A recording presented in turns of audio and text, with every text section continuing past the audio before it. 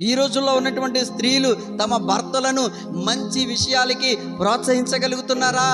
దైవ సన్నిధికి తీసుకొని రాగలుగుతున్నారా? ఆలోచన చేయండి. ఖాళీగా ఉంటే ఆ పని చేయి, ఈ పని చేయని ఎన్నో రకాలైనటువంటి ఆర్డర్లు వేస్తూ ఉంటాం. నేను అంటూ ఉన్నాను, అన్ని ఆర్డర్లు వేసి ఇంట్లో పని చేయించుకుంటున్నావు కదా, ఒక్కో ఆర్డర్ వేసి ఆదివారం దేవుని సన్నిధికి తీసుకొని రాగలుగుతున్నామా? తీసుకొని రాగలుగుతున్నారా?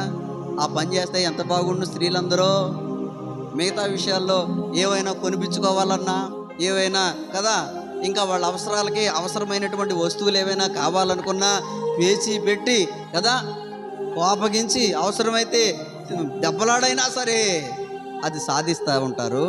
నేనేమంటున్నానంటే, నీ భర్తను కొన్ని మంచి విషయాలకి నువ్వు ప్రోత్సహించగలుగుతున్నావా? ఖచ్చితంగా నువ్వు కొన్ని విషయాలలో ఎలాగైతే ఆర్డర్ వేసి మరి నీ భర్త చేత నీవు కావాలనుకున్నది నువ్వు రప్పించుకుంటున్నావో, అలాగున నువ్వు ఆర్డర్ వేసి ఆదివారం ప్రార్థనకి తీసుకురాగలుగుతున్నావా? లేదు. ఆలోచన చేయండి. ఈరోజు చెడు విషయాలకి ప్రోత్సహించేటువంటి వాళ్ళు ఉన్నారు కొంతమంది. చెడు విషయాలకి ప్రోత్సహించేటువంటి వాళ్ళు ఉన్నారు, కానీ మంచి విషయాలకి ప్రోత్సహించేటువంటి వారు ఉన్నారా?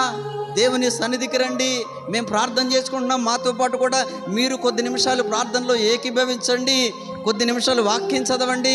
ఇదిగో ఇక్కడ చూడండి ఎంత బాగా ఉందో, వాక్యం ఎంత బాగుందో చూడండి, ఈ 4 మాటలు చదవండి అని ఒక పేజీ తీసి నీ భర్త చేత చదివించావా? అది చెయ్యం. మంచి విషయాలలో ఎప్పుడూ కూడా, దేవుని యొక్క ఉన్నతమైనటువంటి విషయాలలో ఎప్పుడైనా పురుషులను ప్రోత్సహించగలుగుతున్నారా? ఆలోచన చేయండి. ప్రియమైన దేవుని బిడ్డలారా, ఒక దైవజనుడి దగ్గరికి స్వస్థత కొరకు ప్రోత్సహించి పంపుతుంది. హల్లెలూయా.